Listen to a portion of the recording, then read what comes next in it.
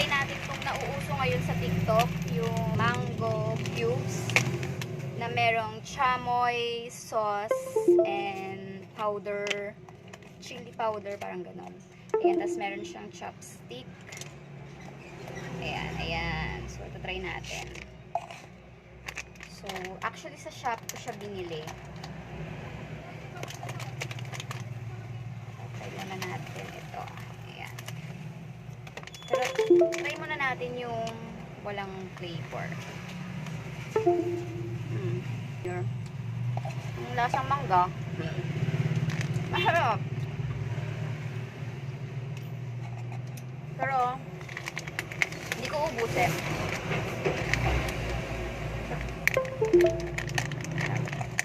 Maglalagay lang tayo ng ganyan. Tapos magtira tayo ito. Tapos ilalagay ito.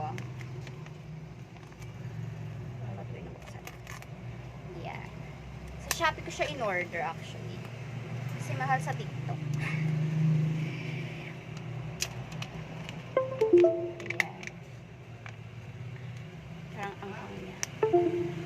Lalagay natin dito yung sauce. Ayan.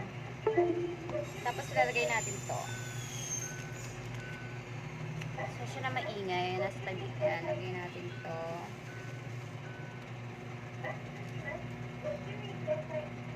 And then, tatakpan natin yan. Tapos kakagay natin. Na-excite ako kung ano ba lasa nito. Kasi ang dami-dami ko nakikita sa Facebook nito. So, ayan. Nag-art to cart na ako. So, ayan. Parang ganito. Iba amoy. Taste na natin.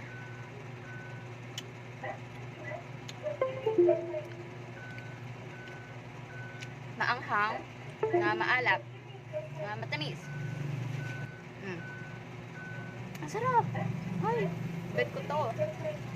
Hapa.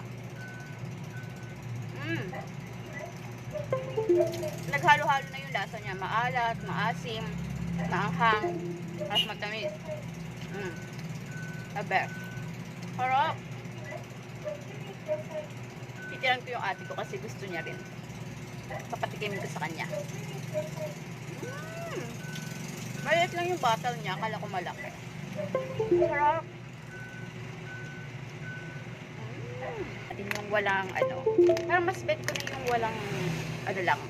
Walang sauce.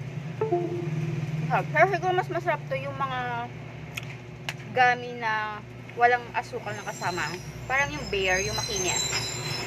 Sarap. Kaya natin to. Mas gusto ko yung walang sauce actually. Pero okay rin naman. Siguro naalatan lang ako masyado.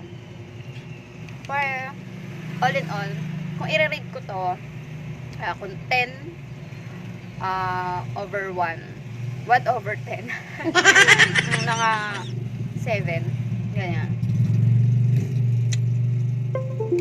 Pero masarap.